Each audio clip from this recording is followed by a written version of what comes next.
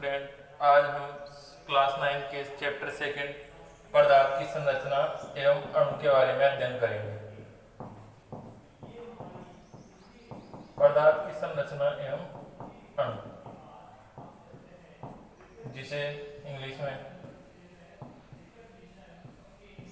Structure of matter and molecule,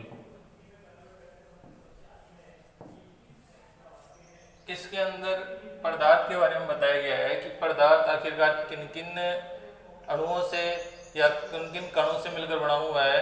इसके अलावा हम यहाँ देखते हैं कि पदार्थ आखिरकार क्या है।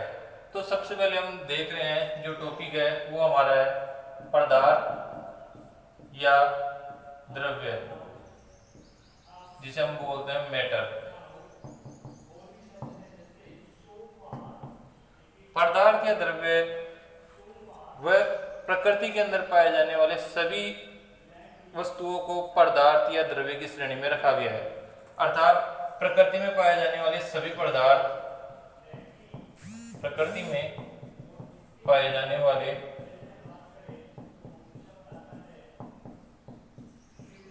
सभी पदार्थ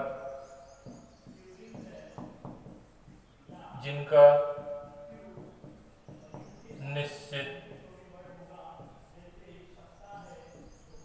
आयतन, जिसको हम वॉल्यूम बोलते हैं, एवं द्रव्यमान, जिसे मास होता है,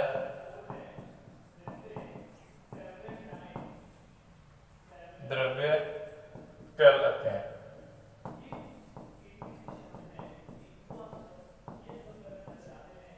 जैसे कोई भी वस्तु हो XYZ, जैसे कोई बुक हो गई, इंक बुक हो गई, ये सभी बुक है, बैट है, मैच है, बॉल है, ये सभी द्रव्य की श्रेणी में आते हैं। ये सभी द्रव्य की श्रेणी में आते हैं। हमने यहाँ पे 2 पॉइंट देखे हैं, आयतन और द्रव्यमान।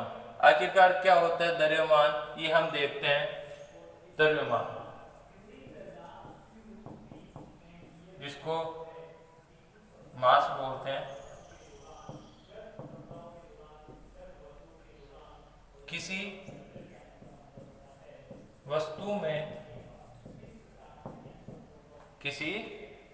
में उपस्थित द्रव्य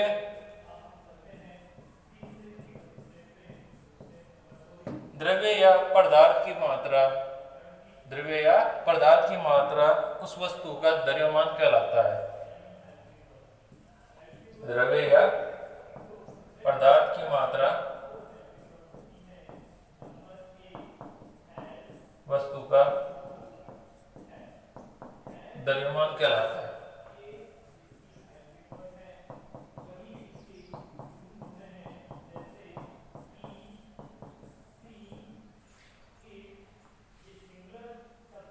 अर्थात वस्तु के द्रव्यमान भार होता है।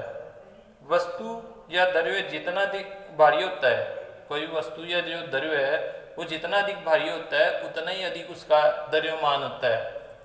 किसी वस्तु का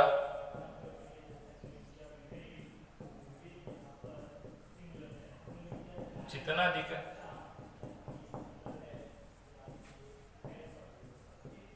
भार होता है उतना ही अधिक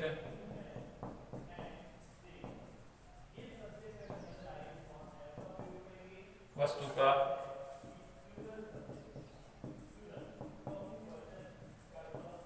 द्रव्यमान होता है। किसी भी वस्तु का अगर हम द्रव्यमान देखते हैं तो द्रव्यमान की इकाई बोली जाती है। तो द्रव्यमान की इकाई सामान्यतः ग्राम और किलोग्राम होता है।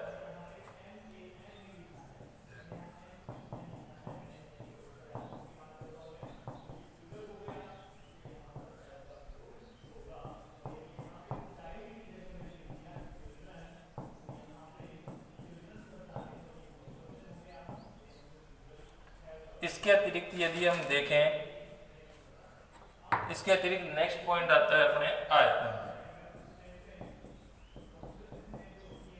जिसको हम बोलते हैं वॉल्यूम। किसी वस्तु का जो आयतन होता है वो यह प्रदर्शित करता है कि कोई भी वस्तु जितना स्थान घेरती है, क्योंकि सभी वस्तुएं कुछ न कुछ स्थान घेरती है, कोई भी वस्तु होती है वो कुछ न कुछ स्थान घेरती है, तो सभी वस्तुएं क्या एक निश्चित स्थान घेरती है। तो किसी वस्तु द्वारा घेरा गया निश्चित स्थान उस वस्तु का आयतन कहलाता है। उस वस्तु का क्या कहलाता है? आयतन। किसी वस्तु द्वारा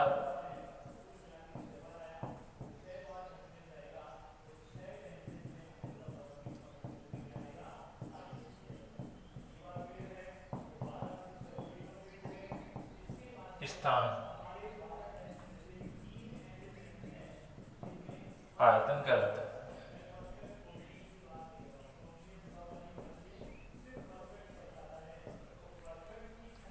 यहाँ आयतन की इकाई, अगर हम आयतन को प्रदर्शित करते हैं तो यहाँ किसी वस्तु का आयतन में घेरा गया स्थान हो गया। जैसे कोई भी वस्तु हो, अगर हम वहां देख रहे हैं कि वो जो वस्तु स्थान घेर रही है, तो उसमें उस वस्तु की लंबाई भी होती है, चौड़ाई भी होती है और ऊंचाई भी होती है। ये तीनों चीजें आती है, ये तीनों चीजें उसके अंदर आती है।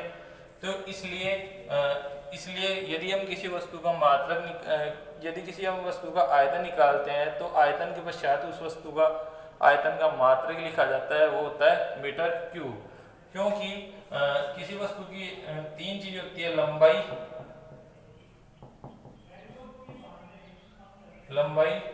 चौड़ाई और ऊंचाई। तो यदि हम किसी वस्तु का आयतन निकालते हैं तो वो होता है लंबाई इंटू चौड़ाई इंटू ऊंचाई। लंबाई का मात्रक होता है मीटर, चौड़ाई का मात्रक होता है मीटर और ऊंचाई का मात्रक होता है मीटर। क्योंकि ये तीनों जो इकाइयां है, लंबाई, चौड़ाई और ऊंचाई, ये सामान्यतः दूरी से संबंधित है, इसलिए इन तीनों की जो इकाई होती है वो होती है मीटर। तो इसलिए जो आयतन है, हम आयतन की जो का मात्रक है या इकाई है जो हम बोलते हैं मीटर क्यूब। ठीक है।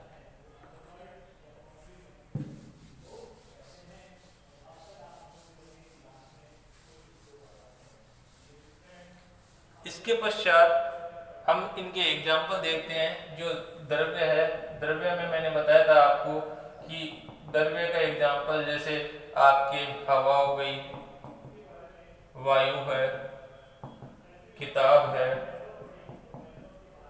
लकड़ी है, घड़ी है आदि। इन सभी का, ये जो वस्तुएं हैं, इन सभी का निश्चित द्रव्यमान होता है, क्योंकि सभी वस्तुएं होती है, जो भी वस्तुएं होती है उन सभी का क्या होता है? निश्चित द्रव्यमान होता है और निश्चित आयतन होता है। मैंने आपको द्रव्यमान और आयतन के बारे में समझाया। अब यहाँ पे हम एक प्रयोग के द्वारा इसको यदि हम समझे तो देखते हैं कि जैसे ये जो डस्टर है, यदि हम इस डस्टर को अगर हम ऊपर से छोड़ते हैं तो ये डस्टर सीधा नीचे आकर गिरता है। इसका अर्थ यह है कि इसमें इसका द्रव्यमान होता है। इस द्रव्यमान के कारण, वजन के कारण या भार के कारण ये जो वस्तु है या ये डस्टर है, ये ऊपर से नीचे आकर गिरता है, जो यह प्रदर्शित करता है कि इस डस्टर का कोई ना कोई निश्चित क्या होता है? द्रव्यमान होता है। यदि हम इस डस्टर को इस बोर्ड के ऊपर यदि हम रखते हैं और यदि इसके हम चारों तरफ एक लाइन खींचते हैं तो हम पाते हैं कि इसका एक निश्चित क्या होता है? ये एक आयतन होता है। क्यों? क्योंकि ये वस्तु या जो कि डस्टर है, ये एक निश्चित स्थान घेरती है। अब इस स्थान की निश्चित लंबाई भी होती है, चौड़ाई भी होती है, ऊंचाई भी होती है।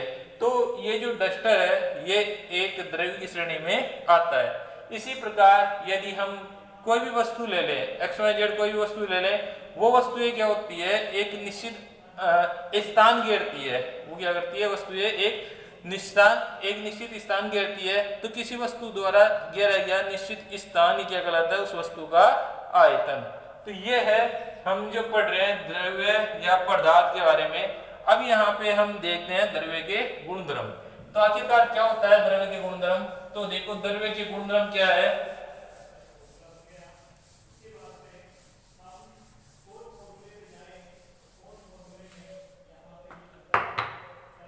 पॉइंट अपने द्रव्य के गुणधर्म।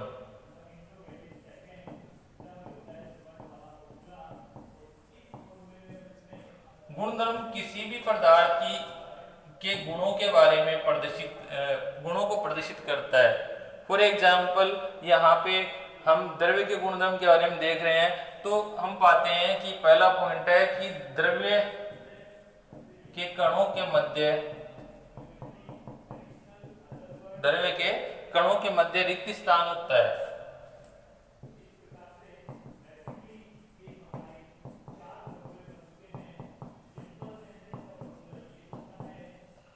हम इन पॉइंट, ये जो द्रव्य के कणों के मध्य रिक्त स्थान होता है, इसके बाद में दूसरा पॉइंट है द्रव्य के कण निरंतर गतिशील रहते हैं।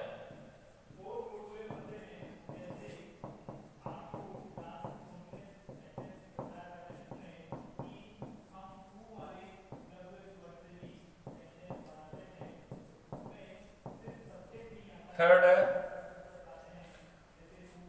द्रव्य के कण एक दूसरे को आकर्षित करते हैं।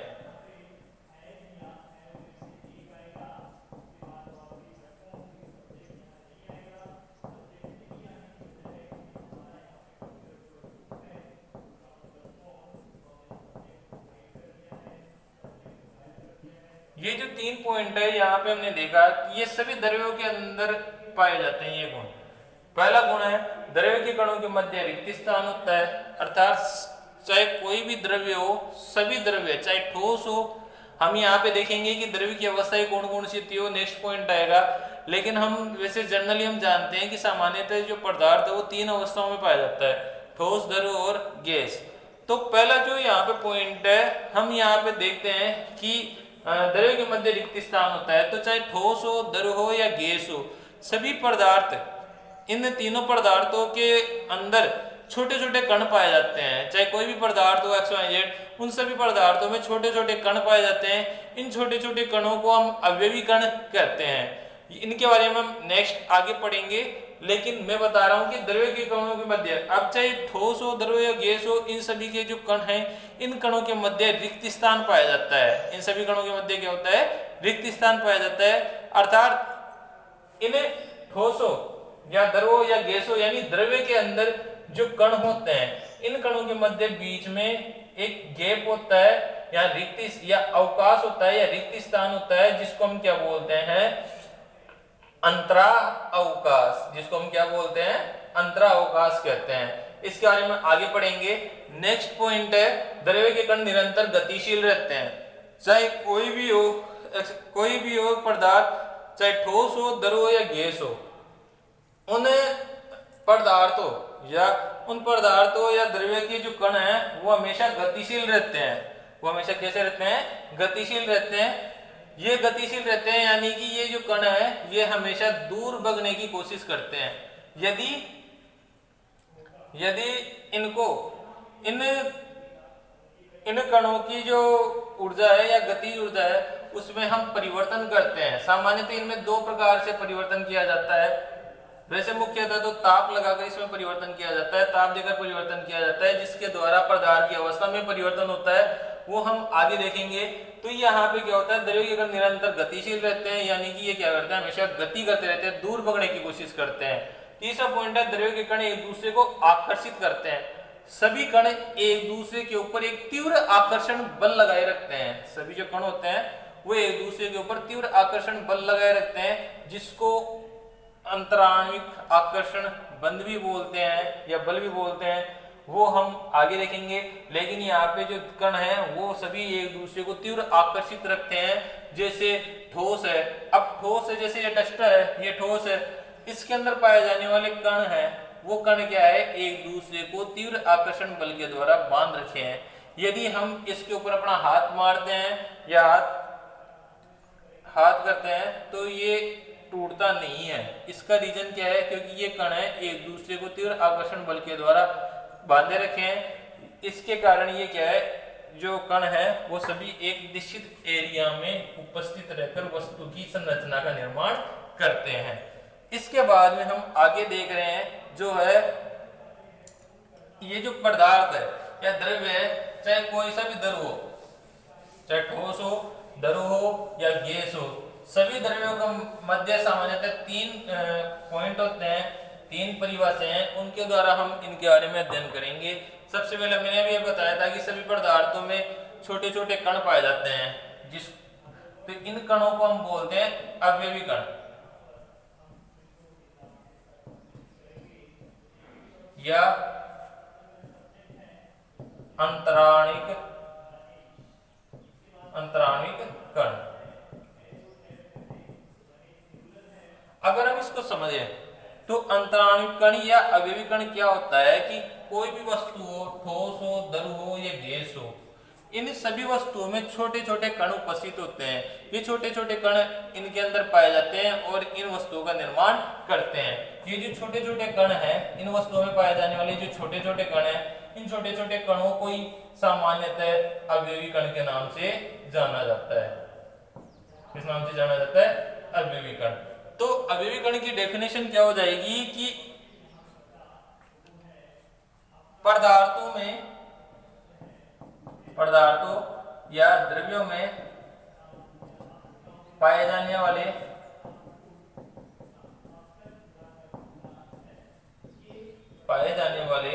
छोटे छोटे कण, पदार्थों में या द्रव्यों में पाए जाने वाले छोटे छोटे कण जिनसे पदार्थ का निर्माण होता है, छोटे छोटे कण जिनसे पदार्थ का या द्रव्य का निर्माण होता है,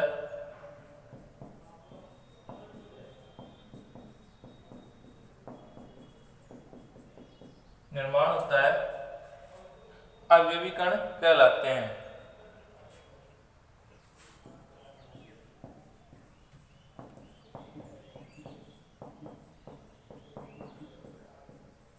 ये जो अवयवी कण होते हैं, ये सभी कण पदार्थों की अवस्थाओं के आधार पर इनकी स्थिति भी अलग अलग होती है।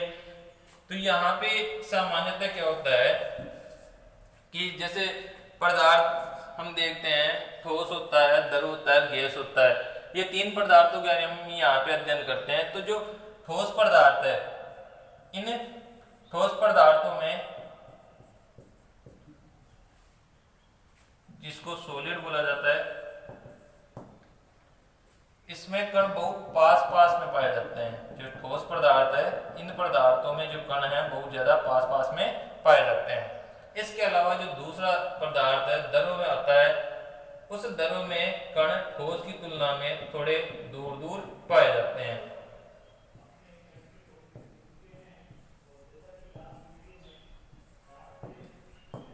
यहाँ हम एक बात देखते हैं कि एक तो यहाँ द्रव्य है, एक द्रव है। वो जो द्रव्य है, उस द्रव्य को हम बोलते हैं मेटर। उस द्रव्य को क्या कहा जाता है? मेटर कहा जाता है। जबकि इस द्रव्य को लिक्विड कहा जाता है। ये द्रव्य, इस द्रव्य के अंदर सभी पदार्थ सम्मिलित होते हैं जो प्रकृति के अंदर पाए जाते हैं और जिनका निश्चित द्रव्यमान और आयतन होता है। जबकि ये जो द्रव है, ये इस द्रव्य की भौतिक, ये जो द्रव है वो इस द्रव्य के प्रकारों में है। अभी यहाँ हम आगे देखते हैं। इसके अलावा जो तीसरा है वो है गैस।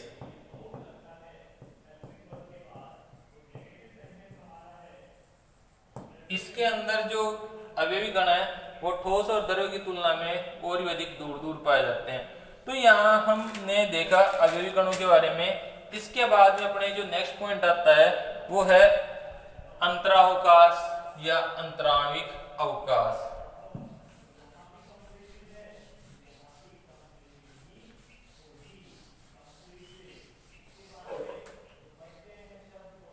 अंतराणिक अवकाश या अंतरावकाश आखिरकार क्या होता है, हम उसके बारे में अभी देख रहे हैं। हमने जो द्रव्य की जो गुणधर्म है, द्रव्य की जो गुणधर्म है, इसमें हमने देखा कि इसमें पहला पॉइंट था कि द्रव्य के कणों के मध्य रिक्त स्थान होता है, द्रव्य के कणों के मध्य रिक्त स्थान होता है। तो हमें यहाँ पे जो दूसरा पॉइंट देख रहे हैं वो है अंतरावकाश। इस अंतरावकाश को एक नाम से जाना जाता है जिसको हम बोलते हैं अंतराणिक अवकाश।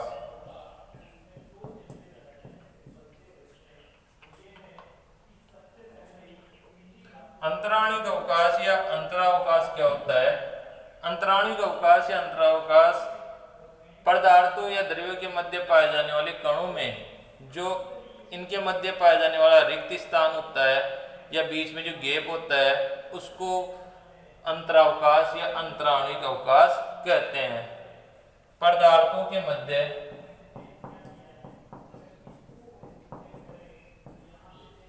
पाया जाने वाला, पदार्थों के मध्य पाए जाने वाले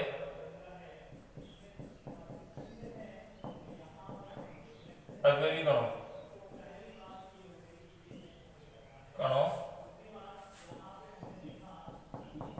मध्य पाया जाने वाला अवकाश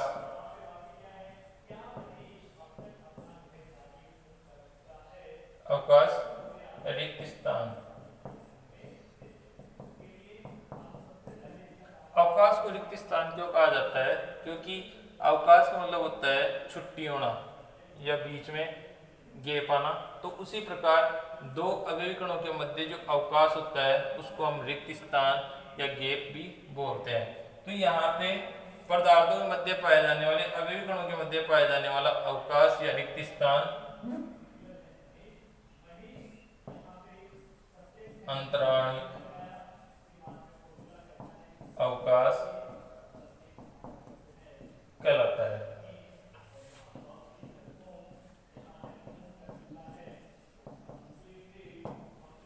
अंतराणिक अवकाश ठोस, द्रव, गैस इन सभी में पाया जाता है। क्यों? क्योंकि जो पदार्थ है चाहे वो ठोस हो या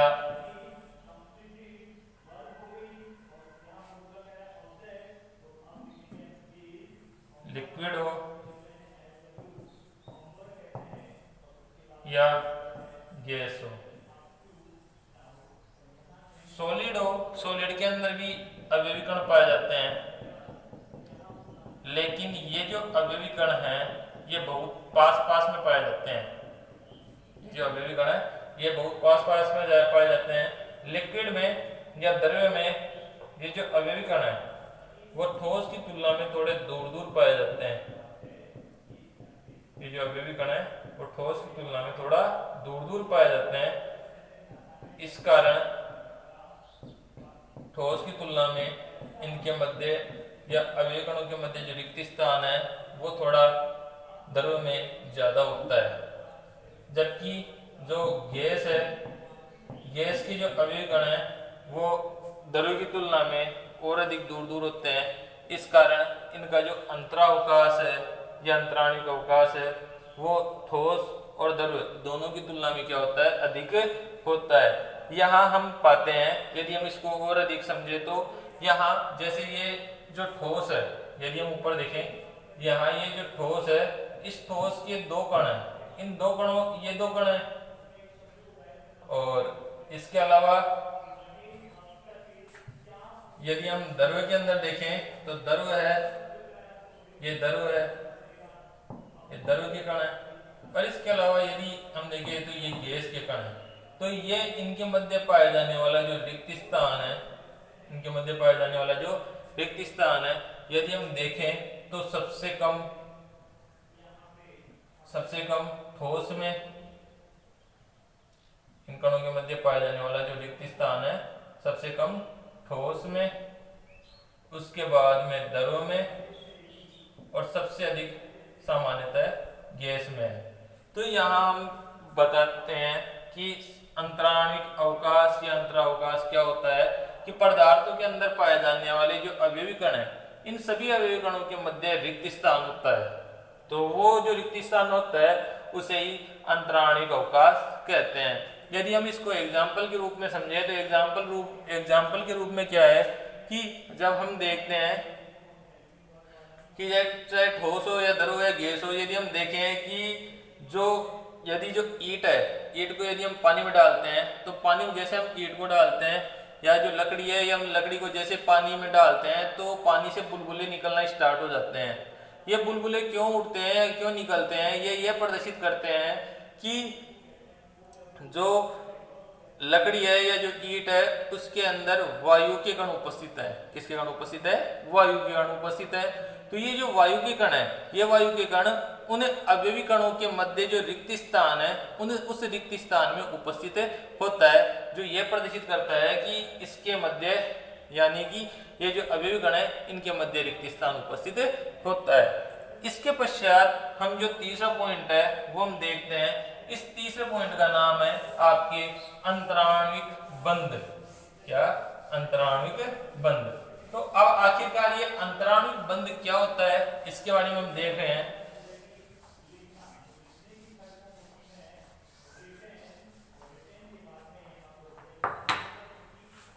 थर्ड पॉइंट है अंतराणविक बंध। अंतराणविक बंध, ये जो अंतराणविक बंध है ये पॉइंट है हम नेक्स्ट वीडियो में पढ़ेंगे।